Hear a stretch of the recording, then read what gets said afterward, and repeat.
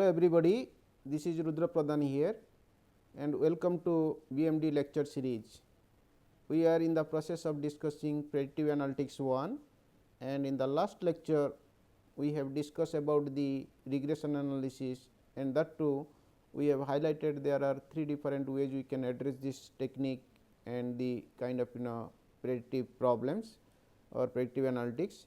And in these 3 are typically bivariate, trivariate and multivariate, and in the last lecture we have discussed about the bivariate structure, and where we have actually 2 variables, and that too one dependent variable and another independent variable, and the idea is to predict the dependent variable subject to independent variable. And we have already discussed the structure through which you do the predictions, a prediction of y subject to the x availability or x informations. And in the last lectures we have discussed problems, that to airline problems relating to the game between cost and number of passengers, with the hypothesis that a number of passengers and cost are positively related to each other. Now regression will help you to give you the exact kind of quantification through which the particular passenger level will give you the particular cost package. So we have already discussed, and now we will actually verify how these are all coming into the reality. So in the last lecture what we have already discussed, this is what the problems which we are actually going to address, and in fact we have analyzed this problem and going for plotting, and then we have derived the output, and then finally this is the analysis, and this is how the kind of cross check, and finally we have actually stopped here with having Excel regression analysis output. So now my idea is here just to show how actually these are all coming. You see, on starting with only 2 variable information, see here. So this is actually the original problem, and you have only information about sample size n equal to 12 here for x and 12 here for y. So the first hand condition is satisfied, and second hand condition is also satisfied, that n greater than 2 k. So having these 2 information, so we have actually plenty of regression output here. So in fact this is actually simple way we have calculated for b0 and b1, but over the process we have actually plenty of output, and actually these are all output not actually manually calculated. So it is obtained through this software, and that to Excel spreadsheet.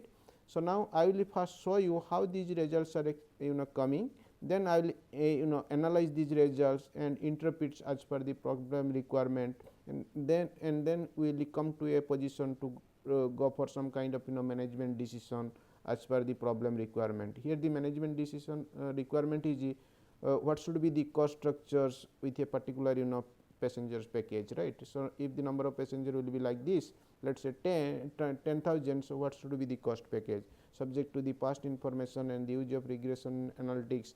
So we like to know the exact quantifications. So before that we should understand these outputs, and then these output will help you to predict the kind of accuracy.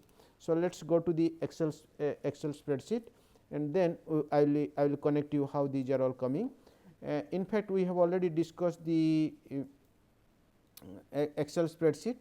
This is actually the problem. So that is this is a X series, now number of passengers, and that too we have actually 12 informations, and then this is the cost of this airline, and that too have actually 12 information. So same sample size, and there is no additional requirement, and 2 variables, sample size is actually n equal to 12. So that means technically 12 greater than to 2. So it is satisfied, and then you go to the data analysis package. So just click the data analysis.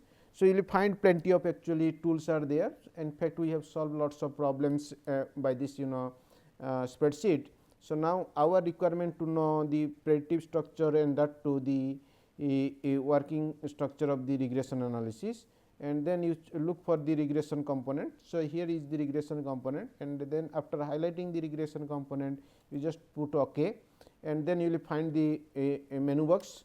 In the menu box the requirement is you have to give 2 different ranges, for x ranges and y ranges, that means the first sample to the last sample. So, in this case it is A1 to A12, and then again the input range will be for independent variables. So, B1 to B12. In fact, we have discussed this particular structure in the case of covariance and correlations. We have already highlighted this particular analysis, but here the requirement is regression. So, where we are doing some kind of predictive structures. It is not just kind of association. So, now putting these inputs and the kind of structuring. So, we will have this kind of regression output. So, let us see how it is actually coming. So, you can first indicate the sample points for this is y range.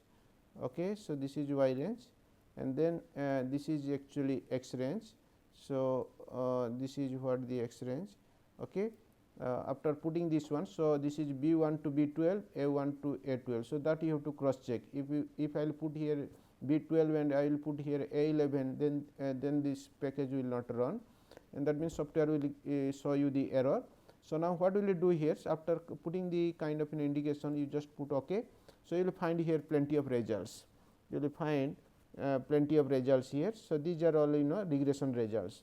So, whatever results we are finding from this spreadsheet, the same results are already you see here. So, I hope you can see these results. So, this is summary output, and this is the ANOVA output, and this is how the regression outputs, right. So, these are all regression output. So, now going to this our the structures, the same thing I have actually copied here, and this is how the results altogether. In this results, so what we have here. So, now this is the results. So, what will you do with these results? We will check one by one, and then we will come to this kind of prediction and the kind of management decisions. So, now first check is actually check the coefficients, and this is coming actually positive, and that means the theoretical the expectation which you have in this problem is the cost and passengers are positively linked, and the coefficient is showing that there is a positive link. And if the theoretical expectation is not fulfilled through this data visualization or data estimation, then that means we have to think twice before we go for some kind of predictions or some kind of management decision. So, this is going in favor of our theoretical understanding.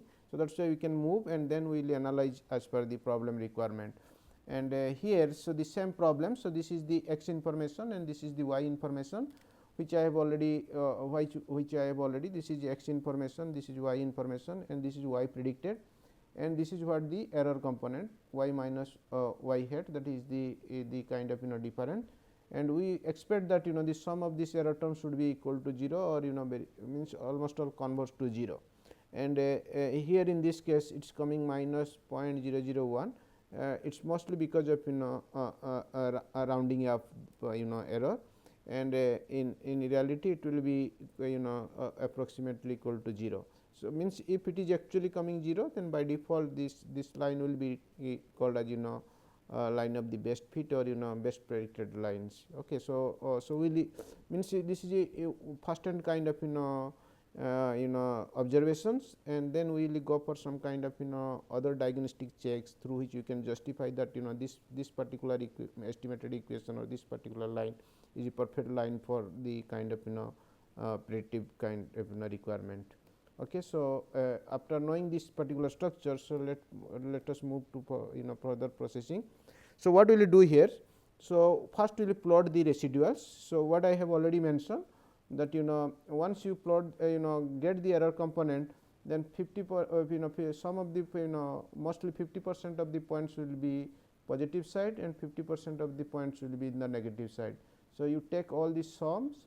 So, you add up all these sums, then take this sum here and take this sum here, and this is a part A and this is part B. So, sum A should be equal to sum B. So, if that is the case, then you are in the right track, and then we will proceed for the kind of predictions. But the fact is that sometimes particularly in this case it is coming minus 0.001. So, this is mostly because of round up error. Graphically just you check the kind of structures here. So, this 7 points and then this is the 5 points. So, there is the points may be up and down, but actually the sum by default will be matching each other. So, that will be the kind of signal which we must have before you go for some kind of predictions by this technique. And knowing all these things, then again you move to the process. For instance, so after getting the error term, first observation you have to check whether the sum is coming equal to 0 or not. Then next things we have to observe that how these errors are coming into the pictures. If the errors are not actually scattered here and there, then they will put a kind of functional form, and if that is the case, then this will be having actually kind of bad signal. So, they may be related to each other, and their relations may be linear one, may be nonlinear one, but it is not actually good signal for the perfect prediction or the kind of best fitness is concerned.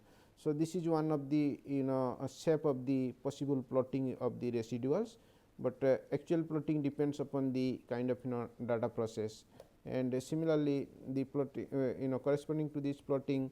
So, you like to check the kind of error variance, and sometimes the error variance over different situations if you check, then it may be actually constant or there is some kind of variance variations. So, if they are constant, then that means you are in a right track, and if there is a kind of variance, a kind of difference, then it will be having actually some kind of negative impact, because we have actually in the process of this particular technique for predictive kind of a requirement.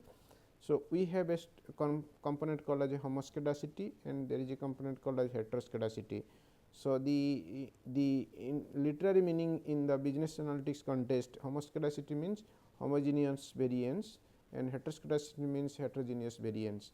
And so far as a Wallace technique is concerned, that too for any kind of predictive kind of analysis, the error component, that is the error variance, should follow actually homoscedasticity. If that is the case, then it will be give you the kind of best requirement, because we are using the kind of Wallace structure. Okay, so in the case of if they are not actually they have means they have no relationship, then they may be called as they are independent to each other. So, that means technically, so we have a two means typically three issues we have to actually highlight here. First structure is the sum of the error terms should be equal to 0, and error terms should not actually correlate each other, and then the error variance should be homogeneous in nature, right. So, that is actually homoscedasticity. So, now these three things should be actually there when you are actually using some kind of because we are receiving this error term on the basis of Wallace mechanisms, but the Wallace requirement is like that your error sum should be equal to 0, and there should not be any correlation among the error terms, and error variance should follow the kind of homoscedasticity, that is actually normally distributed with the mean 0 and unit variance, like which we have already discussed the concept normal distribution, and that too in the case of inferential analytics. So, now knowing all these things, let us see these are all various looks visual looks about the error term, and this is what we call as healthy look about the residual plots, because ultimately we start the game with the y information and x information, then with the help of regression analysis we are getting the y head, and then we are getting the error component, and then with the error components by default will give you enough exposures about your predictions. Actually our predicted line will be y head, that is y cap, but the accuracy or the kind of so far as fitness fitness or perfect prediction is concerned. So, it exclusively depends upon the indication from the error term only. So, if the error indication is very good as per the problem requirement, then obviously the model estimations, model reliability and model prediction will be very perfect, right. So, this should be the kind of structure before you go for some kind of requirement. Okay.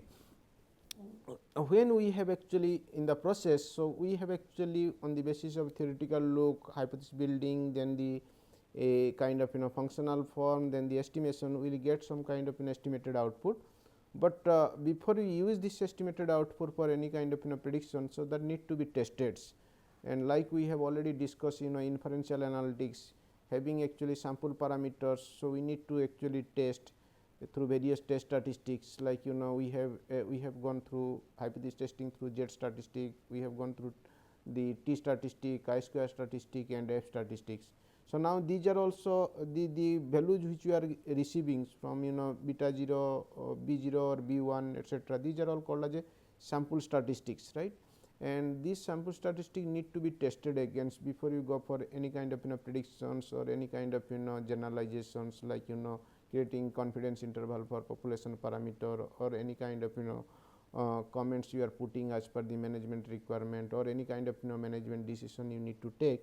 So, that need to be tested first, right. So, earlier we have already gone through the process of Z statistic, t statistic, chi square statistic, f statistic, one sample case, multiple sample case, and the same things now highly required here to validate the models, because here earlier we are actually in a simple structures you are just calculating the test statistic and testing it with the help of fixing alpha, degree of freedom, knowing the critical value, calculated value and comparing, taking the decision. It is also same process, but it is in a different kind of setups or structure altogether. And like the previous examples in the inferential analytics, once you get the sample statistics, so that need to be tested through Z or T. So, every time so you need actually standard errors. So, here accordingly we have also standard error. So, these are all actually standard error of error terms and standard error of the estimates, right. So, basically, so our model is nothing but actually called as a y hat equal to b 0 plus b 1 x, right. So, b 0, so this is the sample estimation and this is the sample. So, that need to be tested. So, usually if you go through Excel output or regression output, you will have actually three different sets altogether: model summary, ANOVA and the model parameter estimate estimated parameters information. So, technically we are supposed to check the validation of this model, and that too we have to check the first reliability and validity of these parameters, and then we will check the goodness fit overall fitness of this particular linkage, and that will be established through ANOVA and the model summary. So, now the first hand requirement is these parameters need to be checked and that should be statistically significant, and for that actually this is the sample statistic that need to be connected with testing procedure, and for that the best test statistic which you can follow up is called as a t statistic. So, that means technically, so t of beta 0 need to be significant and t of b 0 here t of b 1 should be statistically significant. So, that means, so assuming that so the null hypothesis will be setting like that b 0 equal to 0, the corresponding alternative hypothesis will be b 1 b 0 not equal to 0. Similarly, for b 1, so null hypothesis will be b 1 equal to 0 and alternative hypothesis will be b 1 not equal to 0. So, this is how the kind of testing procedure, and for that, so b 0 by the operation of standard errors and depending upon the alpha signal, and that is the probability level which you like to fix, and then the kind of degree of freedom which depends upon the sample size and the number of variables involvement. So, you can get the critical value and connect with the kind of calculated value, and then finally, you can take the decision whether to reject the true null hypothesis and accept the alternative hypothesis. So, for that we need to have this kind of structure, and let us see how is this particular this is actually, so SS is nothing but called as sum of the square of the errors, and standard error of the estimate is nothing but actually square root of SSE divided by n minus 2. Actually, in the generalization process it is n minus k, because it is two bivariate model. So, by default k equal to 2 here. So, this is what the sum of we like to get the sum sum of squares of for errors. So, that is actually this particular part actually. So, once you find out the residuals, so squaring the kind of residuals and then take the sum. So, this is actually kind of actually we call as residual sum of the square. So, that means technically like in the ANOVA we have already discussed some square totals, then sum square within the group, sum square between the groups. So, this particular structure also follow here. So, typically it is called as a TSS equal to ESS plus RSS. So, that means technically sum of squares total, then explain sum of squares and residual sum of squares. So, the residual sum of square is nothing but actually this part, that is sum square errors, right. So, residual means it is the difference between the actual and the predicted, and this is the explained sum square. So, that means the y predicted results, and so this is how the TSS means this part actually. So, from this if you squaring with the kind of mean and then taking the sum, you will get the TSS component. So, the TSS component, then the residual component will give you the explained item. So, that means out of these three any two can be calculated and then can be used further for checking the validity or the fitness of this particular model outcomes, right. So, with this we can actually move further and get to know how is this happening. So, that means your first requirement for testing procedure is standard error of the estimates. So, that depends upon actually the sum of square errors. So, that is nothing but actually sum of y minus y hat squares and then followed by degree of freedom. So, finally, so the component is coming actually, this is what we call as standard errors, and after knowing the standard errors. So, the simple the t value of this particular parameter is nothing but the B0 by standard error and B1 by standard errors, right. So, in fact, actually B0 and B1 standard errors are slightly different, but the particular structure is like this to know and to check the kind of reliability. Okay. So, now moving forward again. So, this is what the particular structure which I was actually highlighting, and in fact, what I have already mentioned that so TSS equal to ESS plus RSS. So, that means technically, so TSS is nothing but actually here in this particular structure. So, it is represented by SSYY. So, that means actually it is depends upon y values only, sum of squares y series, then sum square SSR, that is called as actually explained variations, that is explained sum of squares. Okay. Then the particular structure is called as unexplained variations, that is actually RSS, that is residual part, right. So, unexplained variations. So, now if SSY can be actually divided both the sides. So, that means technically, so ESS by TSS plus RSS by TSS is equal to 1s, and in fact, R square is nothing but explained sum square by total sum squares. So, that is what actually the values of R square. The R square component, that is capital R square, which is represented as called as a coefficient of determinations. So, the typical interpretation is it is a percentage variation of y percentage variation of explained item subject to total items, right. So, this is the way through which you can actually judge the kind of validation or goodness fit of the model.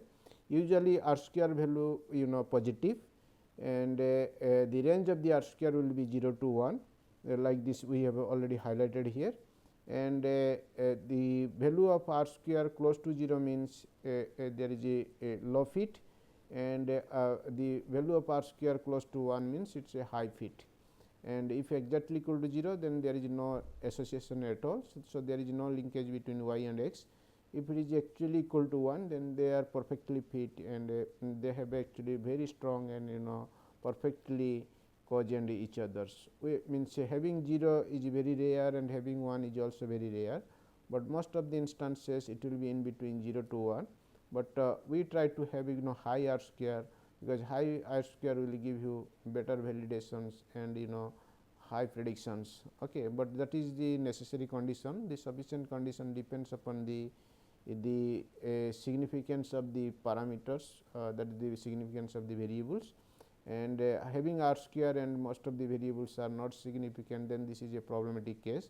So, if R square will be high, then most of the variables must be significant. If R square is low, then most of the variables there is a high, means in most of the instance may be not statistically significant. But if most of the variables are not statistically significant, then by default R square will be low. But if R square is high, then most of the variables should be statistically significant. That is the usual structure, or strategy of the checking the reliability part. And if other way around, then that means there is a problem in the particular process, or in the either in the estimation, or fixing up the problem, identification of variables with respect to data. So many things will be there, but by the way, these are the process through which you have to check and validate the model. And again, moving forward, so we will check how is this particular structure of this model. And in this case, we have already calculated a sum of square error terms. So now having information about SSY and kind of SSE, so you can able to calculate the kind of R square. And in this case, the R square value means typically in this particular problem, the R square value is coming 0.899. So that means 90%. And so this is the ratio between ESS by TSS, explained sum of square by total sum of squares. So that means technically 90% of the variability of the cost of flying means is accounted for the number of passengers. Of course, the cost may be affected by other variables, but in this problem, so 90% of the cost mostly derived by the number of passengers, and that is the that is what the first and kind of observations, or kind of hint through which you have to do the kind of predictions and the kind of management decisions. So now again moving forwards, so we will see how what are the ways you have to again further address. And although we have already highlighted R square, so in fact I have already highlighted the significance of the parameters which we have actually gone through the process. So that means the technically once you get the estimated values of the B0 and B1 that need to be tested, and the process of testing is a t statistic which we have already highlighted. So that means technically in the process of this regression, so we have actually regression coefficients, that and that is the regression outputs for these parameters, and then the ANOVA, which is nothing but explained sum of square, residual sums of squares, and total sum of square, and the corresponding degree of freedoms, and then finally the R square, the coefficient of determinations. So now like the parameters value B0 and B1 that need to be tested, and that is through t statistic, like which we have already highlighted here and I have already explained. And R square is also reported, and R square also need to be tested, and the test of R square followed used to follow by F statistics, and the parameter testings usually follow the t statistics. So this is what the procedure through which you have to check the significance of the parameters, and then by default you will go for the kind of testings, right. So now this is how you have to fix the kind of null hypothesis which I have already highlighted. And then this same procedure you have to calculate the t statistic by the estimated value divided by standard error, that will give you the calculated t statistic. Then depending upon the alpha and degree of freedom, and then you will get the critical value. So now as usual the inferential analytics which we have discussed, if the calculated test statistic will overtake the critical value, which is actually calculated here from the table, means obtained from the tables with respect to two-tail test, and where alpha equal to 5% and the degree of freedom actually a sample observation is 12, and since it is a two variable model, so your degree of freedom is nothing but called as n minus k, that is actually 12 minus 2 and that to 10. So that is how we have derived here 10, and so this is actually critical value, and now the calculated value is coming coming on the basis of the sample information or the kind of an estimation. Then we have to check, and having this kind of value. So this is how the this is the kind of requirement, and accordingly the decision can be taken into consideration whether to reject or to accept the null hypothesis. So so one way it is actually critical value, then we will check the calculated value and see the kind of decisions, right. So, this is how the t value, and the t calculated is coming 9.43, and this side. So, this is actually, so that means technically, so this is actually the signal about the null hypothesis, and this is the estimated coefficient, and this is what the standard error, and then the t value is coming 9.43, which is substantially higher than the critical value. As a result, you are rejecting the null hypothesis. So, that means the the coefficient is actually statistically significant, and it gives the kind of strength for the kind of predictions, and that is what the kind of test the kind of requirement. And then we will be moving towards again these problems. So, the testing of the overall fitness of the model, which I have already highlighted, that the R square need to be tested against you have actually the F statistics, which is actually the ratio between residual sum of square by explained sum of squares, and then that will be adjusted with 2 degree of freedom. Okay. And then we have actually F critical, and then the decision will be on the basis of the critical value and calculated value, like the previous t statistics. So, having the kind of sample informations and the critical value, so we can actually move to the decisions, and let us see how is the decision kind. So, this is what actually the ANOVA table altogether, and so this is what the kind of sum of square, that is a typically explained sum of square. This is a residual sum of square, and this is total sum of square. So, the first check will be this plus this will be this, like ANOVA, which we have already discussed, and subject to this with degree of freedom will get mean sum of square, and the ratio between the two will give you the F value, right. So, technically, so it is nothing but actually 2798 and divide by 0.314 and subject to the degree of freedom 1 and 10. So, you will get actually F calculated is 89.1, and the F critical, which we have already fixed 4.96. Since F calculated is overtaking the F critical, so we are actually rejecting. That means our fitness indication is that it is highly and statistically significant at alpha equal to 5%, right. And accordingly, you can actually go for the kind of predictions. So, in the case of parameters, it is coming statistically significant, and the overall fitness, it is also coming statistically significant. So, that means both the cases giving green signal to justify that the model or the estimated outputs are fair enough to go for the kind of predictions. And in fact, this is not the only things, only checks we are supposed to do, and then we will get the complete green signal for the kind of prediction on the management decision. We will have a thorough check with other diagnostics, and then it will give you some kind of more and more and more accurate kind of picture or structure through which you can go for further prediction and the kind of analysis. Now, moving forward again we will check the kind of validation. So, this is what the after knowing the kind of accuracy of the estimated parameters and the accuracy of the fitness, that is with respect to R square followed by F, and again the parameters B0 and B1 followed by T of B0, T of B1, then we are in coming to a position that the model is actually strong enough to go for some kind of predictions about this airline cost structure subject to the passengers, right. So, now what is the actually the prediction structure here? So, now the sample information gives the idea that this is what the predicted model.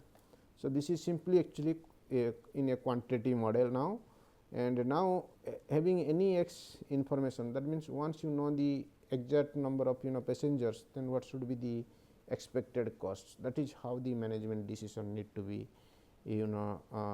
consider or need to be taken into considerations, right. So, now for any x, so for instance in this case we are putting 73. So, now if x equal to 73, then the estimated cost will be coming actually like this $4,541, right. So, this is how the kind of this part is called as actually prediction part. So, now So, this is actually kind of first having the information earlier, that is how the learning can start, and then it will be trained, and then it will be predicted for the future. So, this is what the actually prediction is happening. Okay. So, again moving forwards, so we will see actually. So, that means technically if you move forwards, then you will find the kind of structure. So, that means this is what the total prediction. Sometimes what happens, with the help of these sample estimates, you can create a confidence intervals, like we have already discussed in the case of inferential analytics. So, now here the sample information is actually y estimated, and then subject to the t values and the alpha and the degree of freedom. So, the y estimate plus minus. So, this will give you the confidence interval of the two particular range. So, now in this particular problem, so this is the y estimates corresponding to the x fixations, that is 73, and then the plus minus of this adjustment will give you the confidence intervals. So, that is what the confidence interval about this one. So, this is the typical range the kind of prediction can vary, and that is how the kind of structure which you need actually for the kind of that means what we can say, that this is what the management decision you need to take with the help of this particular structures or kind of confidence intervals. Okay. So, now we are in the previous case we are putting x equal to 73, and we are getting the confidence interval from 4.42 to 4.66 in a round of structures. Again, if x will be changing. So, now in this case, if you change x 62, 68, 73, 85, 90, this is how the sequence is there. So, every case having x putting x equal to 62, you will find y estimate, and then you will get a confidence interval. Similarly, putting x 68, so you will find a y estimate, and again get the confidence interval. So, we will find lower plus minus the kind of so lower limit and upper limit. So, like means so this will give you enough kind of exposures to take a decision, or for that means you have actually lots of options to to fix the kind of structure as per the management requirement. So, this is how the management decision need to be taken into consideration. So, with the having of flexibility or the kind of structure, so we are in a right track to to understand the kind of situation, and then we can take a decision as per the problem requirement or the business requirement. Okay. So, with this the kind of structure, so we can actually, this is further kind of interval estimation predictions. Okay. So, now whatever confidence interval which you have already have, so this is how graphically you can actually see, and this is what the predicted line, and so far as confidence interval is concerned.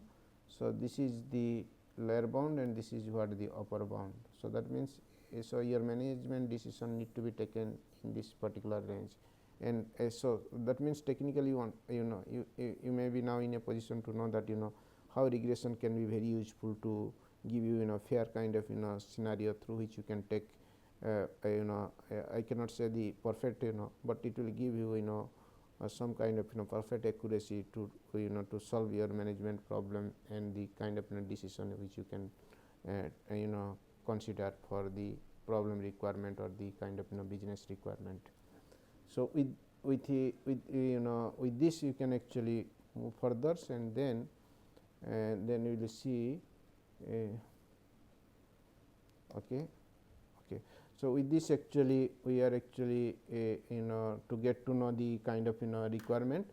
So, that means what we have already discussed, that so with respect to the availability of two variables in this particular problem, the cost and the kind of passengers. So, we like to know how we can actually start the particular process. Then with the help of prediction predictive analytic tools, that is regression analysis.